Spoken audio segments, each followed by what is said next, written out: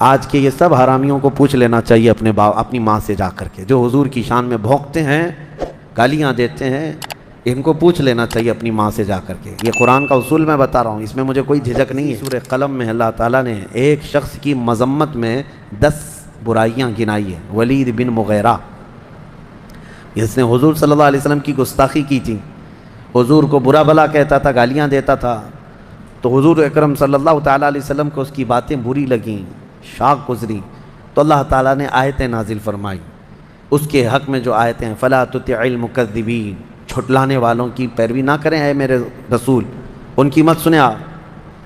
وَدُّوا لَوْ تُدْهِنُ فَيُدْهِنُونَ وَلَا تُطِعْ كُلَّ حَلَّافٍ مَّهِينٍ، کثرت سے قسم کھانے والا جھوٹا آدمی۔ اور کئی برائیاں اللہ تعالیٰ نے گنائی، اس میں ایک برائی تھی عُتُلٍ بَعْدَ ذَلِكَ زَنِيمٍ، یہ زنا سے پیدا ہوا آدمی، اس کا نسب نہیں ہے۔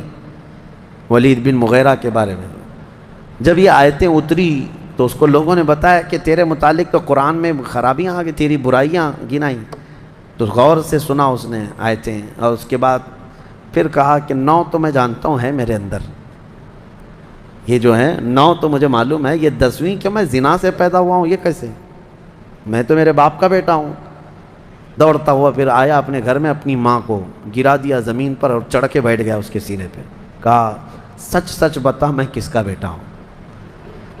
آج کے یہ سب حرامیوں کو پوچھ لینا چاہیے اپنی ماں سے جا کر کے، جو حضور کی شان میں بھونکتے ہیں، گالیاں دیتے ہیں، ان کو پوچھ لینا چاہیے اپنی ماں سے جا کر کے۔ یہ قرآن کا اصول میں بتا رہا ہوں، اس میں مجھے کوئی جھجک نہیں ہے۔ اور اپنی ماں کو گرا کر کے سینے پر چڑھ کر بیٹھ کر پوچھنے لگا بتا۔ اس کی ماں نے بہت اچھا جواب دیا، کہا تو اگر صحیح باپ کا ہوتا تو اپنی ماں کے سینے پہ نہیں بیٹھتا، حقیقت میں تو اپنے باپ کے نام سے جو مشہور ہے اس کا نہیں ہے۔ جنگل میں ایک چرواہا تھا، اس سے میں نے زنا کر لیا تھا، مجھ سے ہو گئی تھی بدکاری، اور اسی سے تو پیدا ہوا ہے۔ ولید بن مغیرہ اٹھ گیا اور کہا 10ویں بھی کمپلیٹ ہو گئی، 9 تو تھی اندر، 10ویں برائی بھی کمپلیٹ ہو گئی۔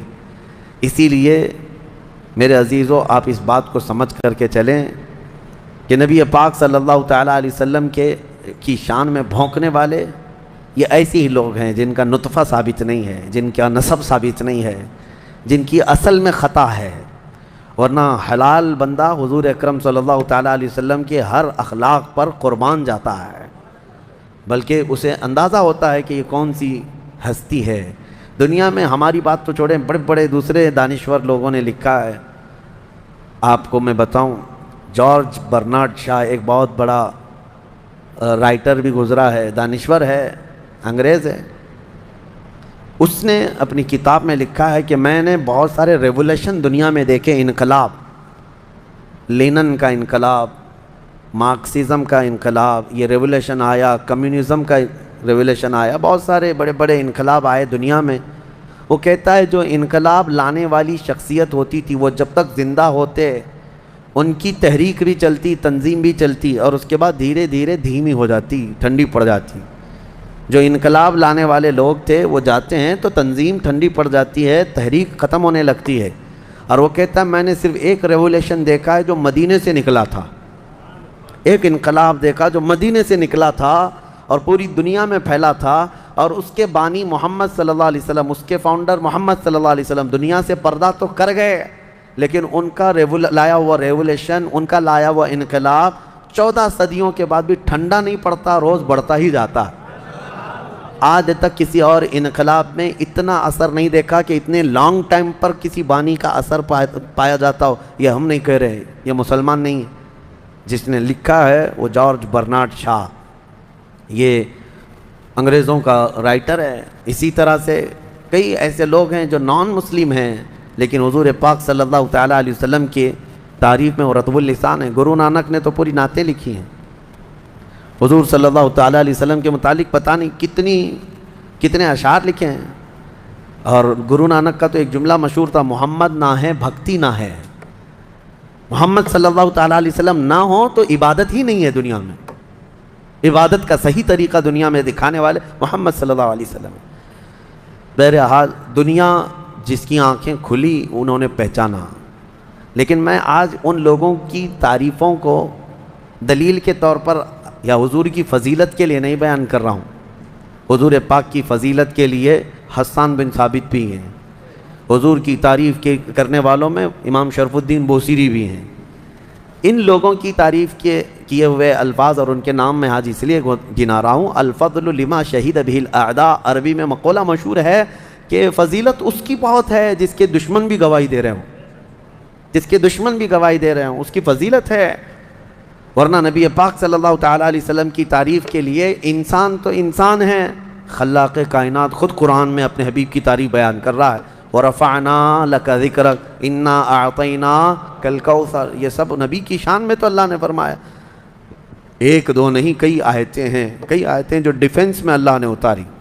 اب یہاں پر میں اپنی گفتگو کو سمیٹتے ہوئے صرف یہی آپ سے کلام کرنا چاہوں گا کہ حضور کی شان میں جب کبھی حملہ ہو، نبی پاک صلی اللہ علیہ وسلم کی جب کبھی کوئی گستاخی کرے تو اس گستاخ کا جواب دینا، توجہ، اس گستاخ کا جواب دینا عام آدمی کی نہیں بلکہ یہ اللہ رب العزت کی سنت مبارکہ ہے، اللہ کی سنت مبارکہ ہے۔ ابو لہب نے کہا تھا محمد تمہارے دونوں ہاتھ ٹوٹ جائیں، تبن لک یا محمد، نعوذ باللہ۔ ابو لہب نے یہ کہا حضور کو گراں گزری یہ بات، تو اللہ نے ڈیفنس میں جواب میں فرمایا آپ کے نہیں، تبت یدا ابی لہب و تب، ابو لہب کے دونوں ہاتھ برباد ہو جائیں۔ کون جواب کون دے رہا ہے؟ رب ذوالجلال دے رہا ہے۔ نبی کی طرف انگلی اٹھاؤ، جواب اللہ کی طرف سے ہے۔ کافروں نے ایک بار ایک بات مشہور کر دی تھی، حضور پر وحی نہیں اتر رہی تھی، 15 دن ہو گئے تھے، کوئی آیت نہیں آ رہی تھی، تو یہ افواہ اڑا دی، وَدَّعَا رَبُّ مُحَمَّدٍ مُحَمَّدًا، محمد کے رب نے محمد کو اب چھوڑ دیا ہے، اب کوئی وحی آتی نہیں، آیت آتی نہیں ہے۔ وَدَّعَا رَبُّ مُحَمَّدٍ مُحَمَّدًا وَدَّعَا رَبُّ مُحَمَّدٍ مُحَمَّدًا، نعوذ باللہ من ذالک۔ یہ بات پھیلتی گئی کافروں کی زبان سے کہ محمد کے رب نے محمد کو چھوڑ دیا۔ کئی دن گزرے، حضور پریشان حال تھے، یعنی غمگین تھے۔ نبی پاک صلی اللہ تعالیٰ علیہ وسلم کا جب غمگین تھے ان کافروں کی باتوں کو سن کر کے، تو اللہ تعالیٰ نے اپنے حبیب کی تسلی اور ان کافروں کے منہ بند کرنے کے لیے ڈیفنس میں، دفاع میں آیتیں اتاری، وَالضُّحَىٰ وَاللَّيْلِ إِذَا سَجَىٰ مَا وَدَّعَكَ رَبُّكَ وَمَا قَلَىٰ، محبوب کے چمکتے چہرے کی قسم، ان کی زلف معمبری کی قسم، محبوب آپ کے رب نے نہ آپ کو چھوڑا ہے اور نہ کچھ کم کیا ہے، وَلَلْآخِرَةُ خَيْرٌ لَكَ مِنَ الْأُولَىٰ، بلکہ آپ کی ہر آنے والی گھڑی پچھلی گھڑی سے کئی زیادہ بہتر ہے۔ جواب کون دے رہا ہے؟ اللہ دے رہا ہے۔ ابو لہب نے کہا تھا جب حضرت حضور صلی اللہ تعالیٰ علیہ وسلم کے بیٹے حضرت ابراہیم کا انتقال، حضور کے 3 بیٹے بچپن میں انتقال کر گئے، 2 تو پہلے انتقال کیے تھے، تیسرے مدینے میں حضرت ابراہیم یہ انتقال کر گئے، تو اب بیٹے بچے ہی نہیں۔ تو اس وقت یہ بات مشہور ہوئی یہ ابو لہب وغیرہ کی طرف سے کہ محمد کی نسل قطع ہو گئی، یعنی مقطوع نسل ہے، نعوذ باللہ، کٹی ہوئی نسل۔ حضور صلی اللہ تعالیٰ علیہ وسلم کو یہ جب اس نے کہا تو اللہ تعالیٰ نے حضور کی شان میں اور ان کافروں کے منہ کو بند کرنے کے لیے یہ آیت نازل فرمائی، انا اعطیناک الکوثر فصلی لربک وانحر ان شانئک هو الابتر۔ اے محبوب ہم نے تو آپ کو خیر کثیر عطا فرمایا، ہم نے آپ کو کوثر عطا کیا ہے۔ کوثر کا مفہوم سمجھ بھی نہیں سکو گے کہ کوثر کیا ہے، کوثر کس کو کہتے ہیں، یہ سمجھنے کے لیے بہت تمہیں عربی میں بلاغت اور فصاحت کے کئی قواعد جاننے پڑیں گے۔ ایک مختصر سی بات میں بتا دوں، دنیا کو اللہ قلیل فرماتا ہے، پوری دنیا کیا ہے؟ قلیل۔ قلیل کے اپوزٹ میں جو ہوتا ہے وہ کثیر ہوتا ہے، اور کثیر سے زیادہ ہو تو اسے اکثر کہتے ہیں، اور اکثر سے بھی زیادہ ہو تو کوثر کہتے ہیں۔ تو اللہ تعالیٰ نے اپنے حبیب کو جو دیا ہے وہ یہ پوری دنیا کا اپوزٹ کریں تو کتنا ہو گیا؟ کثیر، اور اس سے بھی زیادہ ہو تو کیا ہوگا؟ اکثر، اور اس سے بھی زیادہ ہو تو کوثر۔ اور اللہ فرما رہا ہے محبوب ہم نے تو آپ کو کوثر عطا کیا ہے۔ کھڑے ہو جائیں اور رب کی عبادت کریں اور قربانی کریں۔ ان شانئک هو الابتر، محبوب آپ نہیں، آپ کا دشمن کٹی ہوئی نسل کا ہے، آپ کا دشمن کٹی ہوئی نسل کا ہے۔ یہ آیت میں آئی بات، اللہ کا فرمان حق ہے۔ ڈھونڈ کے نکالو ابو لہب کے بیٹے کہاں رہتے ہیں، نکال کے دکھاؤ کہاں ہیں ابو لہب کی اولاد۔ پتہ ہے کسی کو ایڈریس وغیرہ؟ کسی کو پتہ ہے؟ کوئی نہیں ڈھونڈ کر لا سکے گا، وہ مقطوع نسل خود ہو گیا۔ لیکن جس چپے میں جس علاقے میں بھی جائے سادات کی خوشبو تمہیں ملتی رہے گی۔ میرے آقا کی آل ہر جگہ ہے۔ اللہ نے اپنے نبی کی آل کو سیدہ کائنات فاطمہ الزہرا سے چلایا ہے۔ تو سید زادے جتنے بھی ہیں دنیا میں آج ہیں کہ نہیں ہیں؟ الحمدللہ۔ تو جو اعتراض حضور کی طرف کافر کرتے تھے تو جواب کون دیتا رہا؟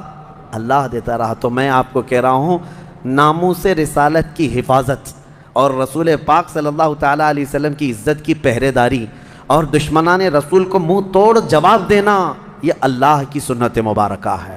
تو آپ کی زندگی میں اگر کبھی موقع ملے تو ایسے گستاخوں کا منہ توڑ جواب دیں، منہ توڑ نہیں دانت توڑ بھی جواب دیں، کہ نبی پاک صلی اللہ تعالیٰ علیہ وسلم کی شان میں بولنے کے لیے پھر دانت ہی نہ رہیں، وہ کیا بول رہا ہے بعد میں کسی کو سمجھ میں بھی نہ آئے۔ ہاں، یہ ہر ایک عاشق رسول جواب دے حضور صلی اللہ تعالیٰ علیہ وسلم کی عزت کے لیے۔ نبی پاک صلی اللہ تعالیٰ علیہ وسلم کی سیرت کو اللہ نے سب سے عظیم کا خلق